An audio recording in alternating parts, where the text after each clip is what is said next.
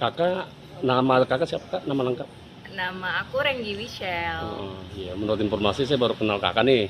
Tapi katanya sering main di FTV ya? Alhamdulillah dipercaya Oh. untuk jadi talent di beberapa TV. Sejauh ini bagaimana progresnya Pak di kak di perfilman? Alhamdulillah kalau untuk di perfilman aku baru masuknya di sinetron sama di FTV plus iklan-iklan TVC gitu. Tapi kalau film sih belum belum tembus ke film.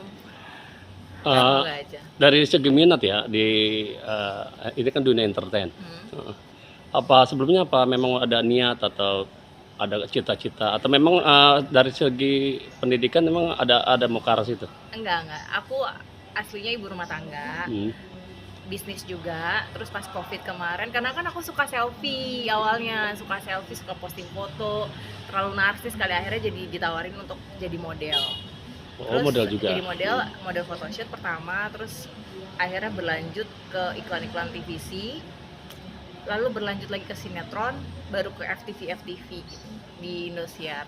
Kak, setelah tadi berkeliling ke tempat Asmen, nanti atas nanti bawah, peluang kerjasama apa yang kedepannya akan dijalankan? Banyak banget sih, aku tadi ngeliat banyak peluang ya di sini.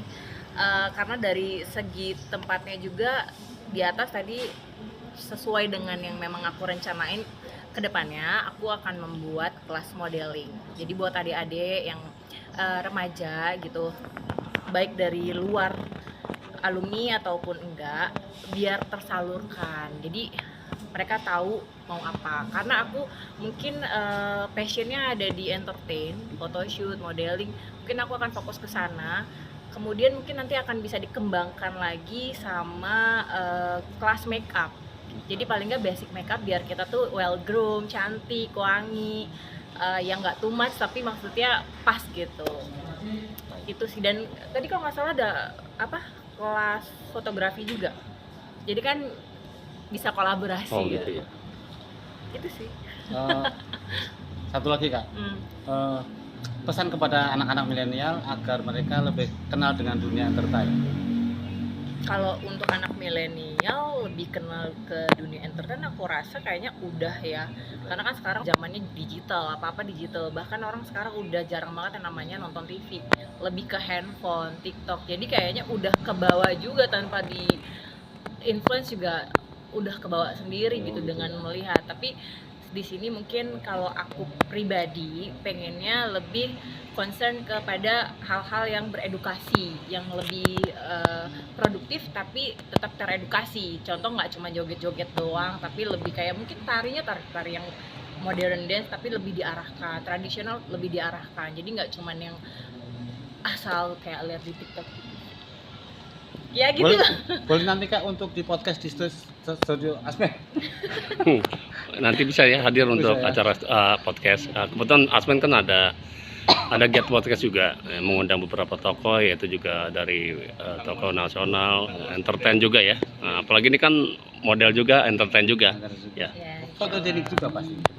Amin, semoga ya, mudah-mudahan ya aku berkenan.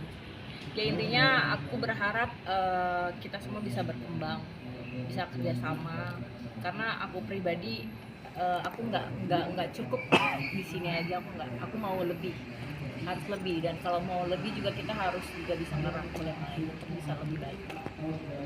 Satu lagi, Aku malu ya. barangkali dari kawan-kawan kita nih ya, kalau ada lowongan untuk ekstras, figuran boleh gitu. Jujur kalau untuk ekstras aku nggak saranin ya. Nggak saranin. Di lokasi untuk ekstras enggak, karena aku sendiri aja bukan ekstras, tapi maksudnya kayak untuk time manajemennya itu kurang. Jadi sebisa mungkin jangan mulai dari ekstras. Jadi aku tidak menyarankan. Tidak menyarankan. Karena cuman ini ya, cuma berapa detik bisa tampil, tapi nunggunya itu seharian kadang. Kadang mungkin ya aku bukannya maksudnya mengecilkan atau ngejelekin atau enggak, tapi yang aku lihat di lapangan ya kasihan. Kadang dari lokasi ruang tunggunya nggak proper gitu menurut aku, entah di luar kepanasan atau apa.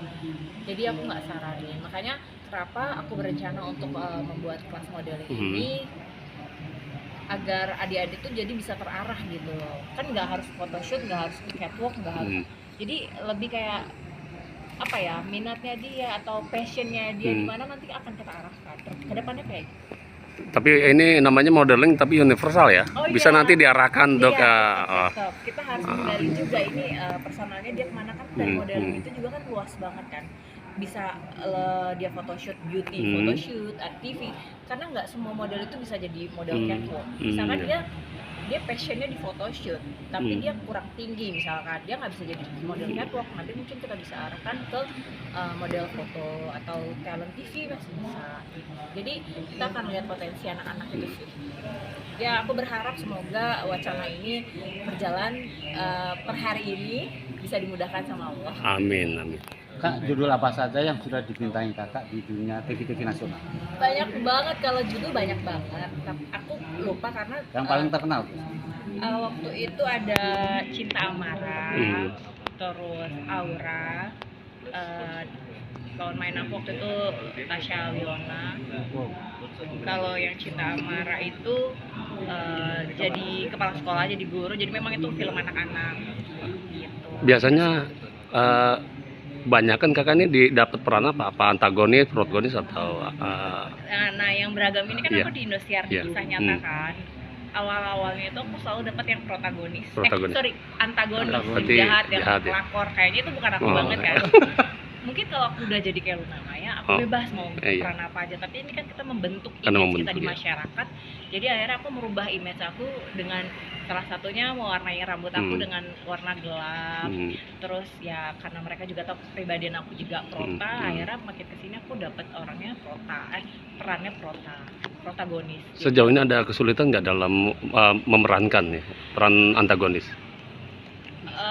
Awal-awal dulu ya susah untuk marah yang sampai naik itu sampai 20 kali take, pernah susah banget buat marah karena aku tuh lagi masih masa transisi trauma gitu kan, lagi down, jadi buat marah tuh susah, sampai aku dimarahin, dimaki-maki sutradara, tapi itu udah poin tertingginya aku untuk besoknya aku bisa acting. Kalau nangis yang susah sih, agak-agak susah. Apalagi kalau kita lagi bahagia terus kita harus sedih, itu kayak challenging sih. Lawan main siapa saja kak yang paling berkesan di hati kakak? Kalau lawan main yang berkesan itu paling aku tuh ngelihatnya dari segi kooperatifnya, kerjasamanya, kedisiplinan waktunya.